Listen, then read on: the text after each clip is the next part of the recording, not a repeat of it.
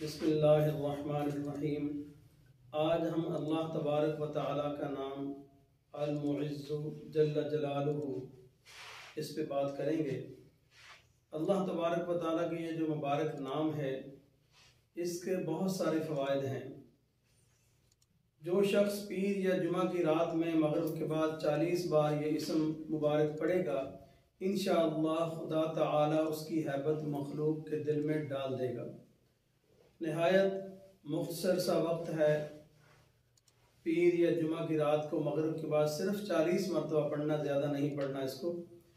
जो शख्स बाद नमाज इशा पीर या जुमा की रात 140 बार पढ़ेगा, अल्लाह तबारक व तआला उसकी हैबत और हुर्बत मखलूक के दिल में डाल देगा और वो अल्लाह तबारक व तआला के सिवा किसी से नहीं डरेगा, उसी की पनाह में रहेगा।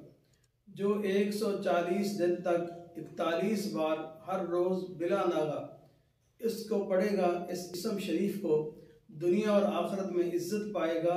पढ़ने का आगाज़ पीर या जुमा की शब करें।